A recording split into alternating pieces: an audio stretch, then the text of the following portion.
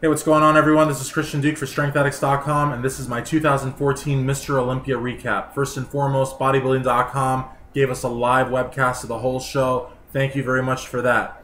I want to say to 9th place winner Steve Kuklo, 10th place winner Juan Morel, your first Mr. Olympias. You both looked phenomenal. You came in super conditioned, great posing, great to watch, great job.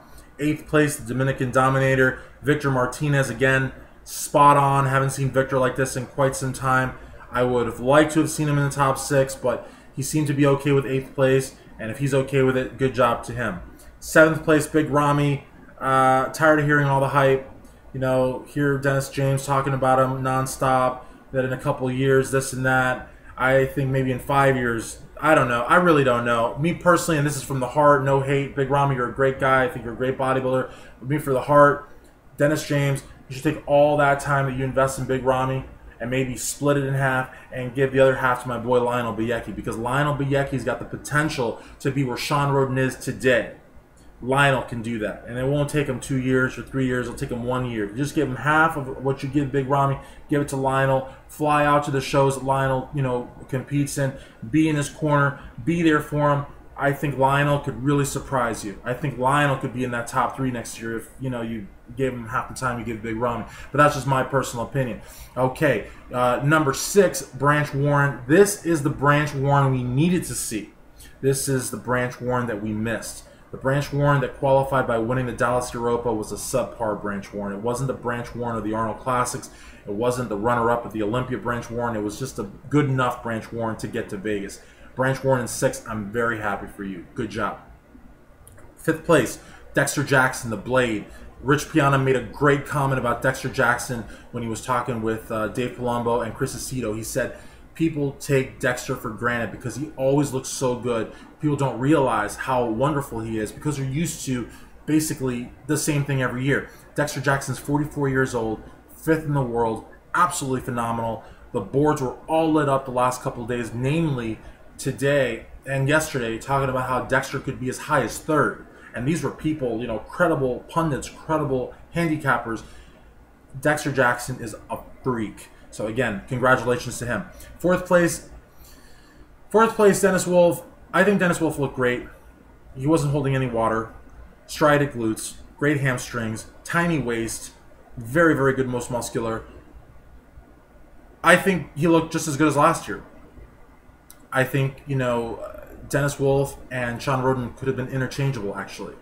Sean Roden, though, was just... Sean Roden is not a freak. Sean Roden is a classical beast. I mean, he is a throwback, literally.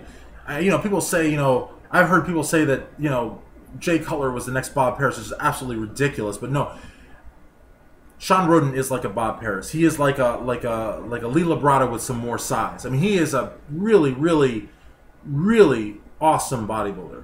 You know what I mean? And this is not the first time he's been in that 3rd place position, and quite frankly, he's very dangerous. But I really honestly have a problem with him being 3rd. I think he should have been 2nd. I think that Flexatron just really buried the Predator. But I digress. Kai Green is a great bodybuilder from the back. He says it, and he's correct. From the back, the rear double bicep, and maybe even the rear lat spread, he's the best. But unfortunately for Kai, this is not a rear double bicep or a rear lat spread competition. This is a bodybuilding show with a lot more mandatory poses than 2. And Phil Heath deserved his 4th Olympia, and I don't think anybody can really question that. And if you can, tell me what poses he lost, because in my opinion, Phil Heath won pretty much every single pose except maybe for that rear double bicep and perhaps that rear lat spread. But I really don't see how anybody can make a case that Kai Green won this Olympia. So congratulations to Phil. I think that Kai should have been probably 4th, because I really would have had Dennis Wolf 3rd and Sean Roden 2nd, or vice versa. I wouldn't have had a problem with Dennis Wolf 2nd and Sean Roden 3rd either. But Kai Green did not deserve that 2nd place. And Dexter Jackson, Branch Warren, amazing. Big Ramy, I'm sorry, I just don't. I don't think Big Ramy was better than Steve Kuklo.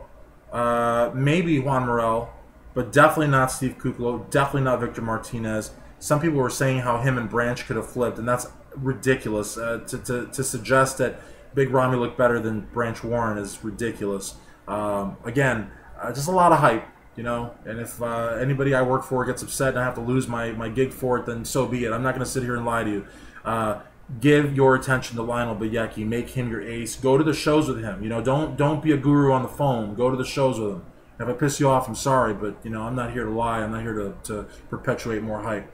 But as far as Kai Greene goes, I just want to make a quick statement to, you know, a humble statement, because you know I'm just a little fan, but to Mr. Robin Chang, to Mr. Jim Mannion, to the IFBB, you know, I really believe that the way Kai Greene acted today warrants sanctions, warrants fines.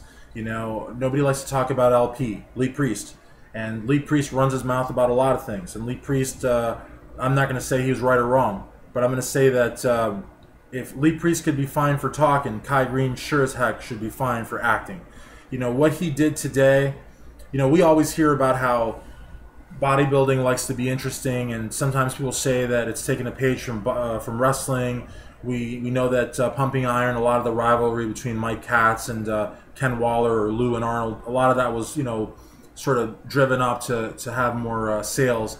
We know Generation Iron had some of that too. But, you know, when Phil Heath is talking about dedicating a show to his father who passed away in March, the same way he dedicated last year to his wife who survived breast cancer, and this guy interrupts him and mocks him, there's no way that was staged. There's no way Robin Chang would want that kind of PR. There's no way Jim Mannion would allow something like that. There's no way that Phil Heath would partake in anything that would in any way besmirch the memory of his father. So there's no way that what Kai Greene did was somehow staged. What Kai Greene did was flagrantly disrespect not only a Mr. Olympia, but an Olympian, a fellow IFBB pro. That should not be tolerated. But let's take it a step further than that. Some of the people in the audience got so loud that the Olympians couldn't even answer. There needs to be rules of decorum. The people in the audience need to know, hey, look, it's great you spent $400 on a ticket, but if you get so loud that you disrupt the press conference, you need to leave. We'll ask you to leave. You know what I mean? There were people in the audience that were heckling, wanting to see Phil and Kai fight, like fist fight. And even Kai said, I would love to see you come here and kick my assets. You know, this is a bodybuilding show. This is the Mr. Olympia. This is the most international bodybuilding contest in the world. You know, to have fans heckling the bodybuilders to fist fight is not acceptable. Those people, those hecklers, whatever they are, they need to be warned and say, listen, if you do this, you have to leave. You violate our rules of decorum. If you don't have rules of decorum, get a lawyer or something and write them up. They're real easy to write. I can write them for you if you want. I will do it for free. You have rules of decorum. You know, school board meetings have them, city council meetings have them, concerts have them, speeches have them. You know, the Mr. Olympia press conference should have them. Those loud-ass fans in the audience, especially the ones heckling and trying to instigate fights, they should be kicked the fuck out of there. Excuse me for cursing. That's my personal opinion. Excuse me, I'm sorry, I'm just like a little person, but that's my opinion. And what Kai Greene did during that press conference, that's not the kind of PR that you want for the sport of bodybuilding. It's certainly not the kind of PR that Joe Weider would have wanted for the Mr. Olympia. That is just foul. And but one step beyond that, when Kai Greene throws his hair on Phil Heath, in civil court that's a battery. I mean, you know, Phil Heath could technically sue him because it's quite offensive. I don't want someone's hair in my face, like thrown in my face. But beyond that, beyond like the ambulance chaser law here, that looks terrible, terrible on an Olympia stage. But what looks even worse is when Phil Heath is like standing there, his arms are down. He didn't cover his face. He didn't offer to fight. He didn't push. He didn't do it. He just stood there and had to look like this because Kai Greene was right in his face. Because Kai Greene didn't have enough room to pose. He didn't have enough room to pose. He could have taken a step forward, a step back. He could have done something.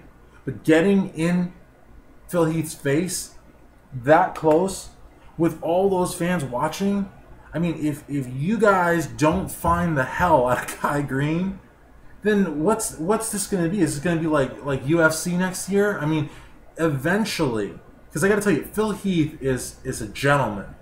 He is a Mr. Olympia taken from the page of Jay Cutler, the kind of Mr. Olympia that would rather possibly even take a punch to the face than bring any sort of bad reputation to the Mr. Olympia. To a guy like Phil Heath, and he said it perfectly during the press conference, he said, "Is this what you want to represent bodybuilding?" A guy like Phil Heath, I believe, will go to the ends of the earth to protect the integrity of the IFBB and the Mr. Olympia title, whether he's first or last.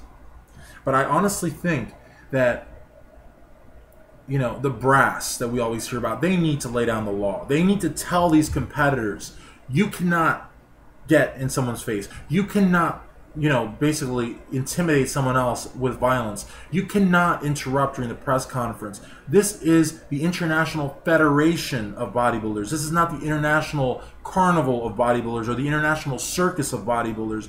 We have rules here. You know, this is our 50th show. And for our 50th show, to have the perennial runner-up in the face of the champion, basically intimidating him through some sort of violence or some sort of, you know, essence or something of violence, is totally unacceptable. Again, maybe I'm rambling, but you know, and let's thank the gods, the bodybuilding gods, that Kai Green did this to Phil Heath, a gentleman. Because I got to tell you something, man. I mean, in all honesty, if he would have done this to like a fellow New Yorker, to like a Victor Martinez or Juan Morel, if he would have done this to someone like Mighty Mike Quinn, I just got to tell you, man, this is not good for bodybuilding. Yeah, I mean, it's a good thing that Kai did this to a guy like Phil Heath who can control himself. You know, honestly, I don't even know how Phil Heath was able to just stand there like that. I mean, I really don't know how he did that. I mean, that you know, I would fine Kai Green, I would take the fine and I would give it to Phil Heath, because honestly, to stand there the way that he did, and not even, I don't know, honestly, if you don't fine Kai Green, if you don't punish Kai Green for what he did today, then this whole thing of ours is going to become a joke. But anyways, congratulations to Phil Heath and to all the Olympians. A great 50th. Again, if you like this video, please give it a thumbs up. I take death threats from 9 a.m. to 5 p.m. Good night. Take care. Bye-bye.